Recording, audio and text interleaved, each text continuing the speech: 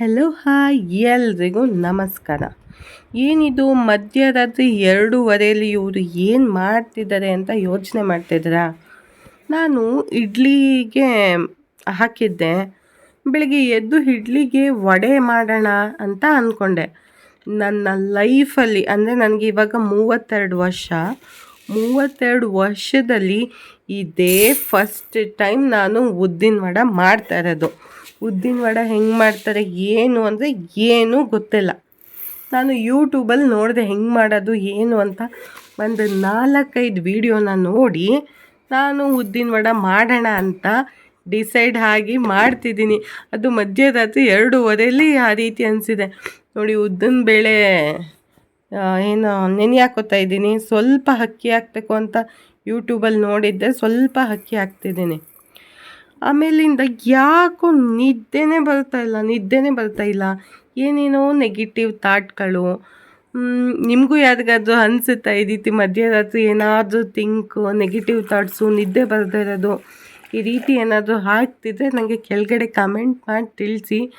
ಮತ್ತು ಏನೇನೋ negative thoughts, ನಿದ್ದೆನೇ ಬರ್ತಾಯಿಲ್ಲ.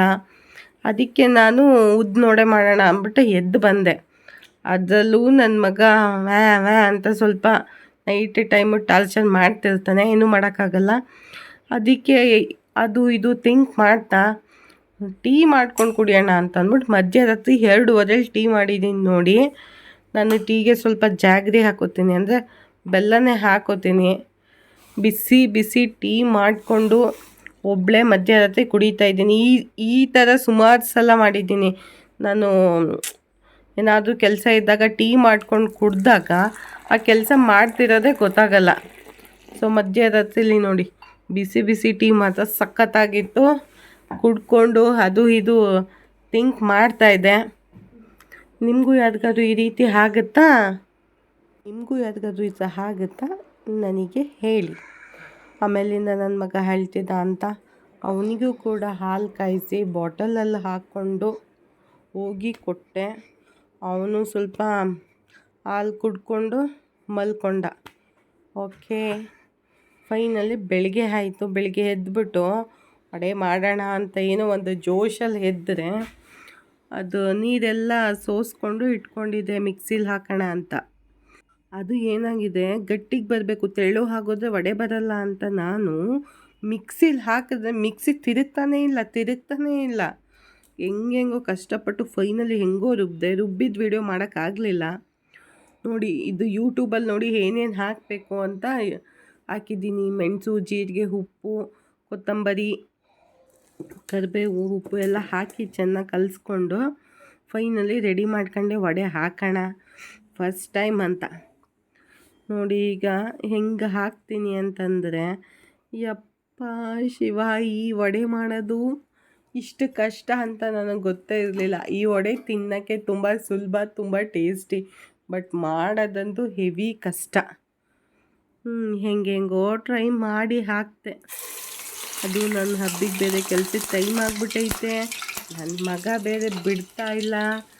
ಹೆಂಗೋ ಕಷ್ಟಪಟ್ಟು ಹಾಕ್ತಾಯಿದ್ದೀನಿ. ಈ ವಡೆ ಹಾಕಿದ್ಮೇಲೆ ಇನ್ನೊಂದು ಥರ ಸಮಸ್ಯೆ ನೋಡಿದಂತೆ ಇರಿ. ಹೆಂಗೆಂಗೋ ಮಾಡಿ ಹಾಕ್ತಾಯಿದ್ದೀನಿ ವಡೆನ. ಇದೇ ಫಸ್ಟ್ ಟೈಮ್ 32 ವರ್ಷದಲ್ಲಿ ಫಸ್ಟ್ ಟೈಮ್ ವಡೆ ಮಾಡ್ತಾ ಇರೋದು ನೋಡಿ. ಆ ತೂತು ಬೇರೆ ಸರಿಯಾಗಿ ಬರ್ತಾಯಿಲ್ಲ. ಹೆಂಗೋ ಫೈನಲಿ ವಡೆಗಳನ್ನ ಬಿಟ್ಟೆ ಅಂದ್ಬಿಟ್ಟು ಏನೋ ಒಂದು ಸ್ವಲ್ಪ ಖುಷಿ ಆಯಿತಾ.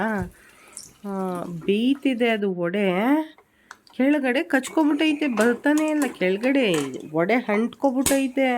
ಎಷ್ಟು ಮಾಡ್ತಿದ್ರು ಮೇಲ್ಗಡೆ ಬರ್ತಾನೇ ಇಲ್ಲ. ಯಪ್ಪ ಅಂತ ಹೆಂಗೋ ಕಷ್ಟಪಟ್ಟು ವಡೆ ಬಿಡಿಸ್ಬಿಟ್ಟು ಫೈನಲಿ ಬೇಯಿಸ್ಕೊಂಡು ಸ್ವಲ್ಪ ಎತ್ಕೊಂಡೆ. ಸ್ವಲ್ಪ ಬೇಯಿಸ್ಬಿಟ್ಟು ಯಾಕೆ ಅಂತಂದರೆ ಯೂಟ್ಯೂಬಲ್ಲಿ ನೋಡಿದಾಗ ಒಂದು ಸ್ವಲ್ಪ ಬೇಯಿಸ್ಕೊಳ್ಳಿ, ಆಮೇಲೆ ತಿರ್ಗಿ ಹಾಕಿದ್ಮೇಲೆ ಇನ್ನೊಂದು ಸ್ವಲ್ಪ ಬೇಯಿಸ್ಕೊಳ್ಳಿ ಅಂತ ಹೇಳಿದ್ರು. ಫೈನಲಿ ವಡೆ ಹಿಂಗಾಯಿತು ನೋಡಿ. ಆಗ ಇಡ್ಲಿ ಮಾಡಿದ್ದೆ, ಚಟ್ನಿ, ಸಾಂಬಾರು ಎಲ್ಲ ಮಾಡಿದ್ದೆ. ಸೊ ನನ್ನ ಹಬ್ಬಿಗೆ ಬಡಿಸೋಣ ಅಂದ್ಬಿಟ್ಟು ರೆಡಿ ಮಾಡ್ತಾಯಿದ್ದೀನಿ ನೋಡಿ. ಹೇಗಿದೆ ಅಂದರೆ ಅಡುಗೆ ಎಲ್ಲ ನನಗೆ ಮೊದಲಿಂದನೂ ಅಷ್ಟೆಲ್ಲ ಬರಲ್ಲ. ಅವಾಗ ಏನಾದರೂ ಟ್ರೈ ಮಾಡ್ತಿರ್ತೀನಿ. ಬೇಸಿಕ್ ಅಡುಗೆಗಳು ಸ್ವಲ್ಪ ಬರುತ್ತೆ, ತುಂಬ ಈ ಥರ ಅಡುಗೆಗಳೆಲ್ಲ ಅಷ್ಟು ಬರೋದಿಲ್ಲ. ನೋಡಿ ಹೇಗೆ ಕಾಣ್ತಿದೆ. ಫೈನಲಿ ಮಾಡಿದೆ. ಈ ಥರ ವೀಡಿಯೋ ಇವ್ರೇನು ಮಾಡ್ತಾರೆ ಸ್ಪೆಷಲ್ ಅಂತ ಕೆಲವೊಬ್ರು ಅಂದ್ಕೋಬೋದು. ಹೌದು, ಯಾಕೆಂದರೆ ನಾವು ಮಾಡಿರಲ್ಲ. ಈ ಥರ ಫಸ್ಟ್ ಟೈಮ್ ಮಾಡಿದಾಗ ಏನೋ ಒಂಥರ ಖುಷಿ. ಈ ಥರ ಚಿಕ್ಕ ಚಿಕ್ಕ ವಿಷಯದಲ್ಲೇ ನಮ್ಮಂಥವ್ರು ಖುಷಿ ಪಟ್ಕೊಂಡು ಇರಬೇಕು. ನನ್ನ ಹಸ್ಬೆಂಡ್ ಹೇಗಿದೆ ಅಂತ ಕೇಳಿಸ್ಕೊಳ್ಳಿ. ಪರವಾಗಿಲ್ವಾ?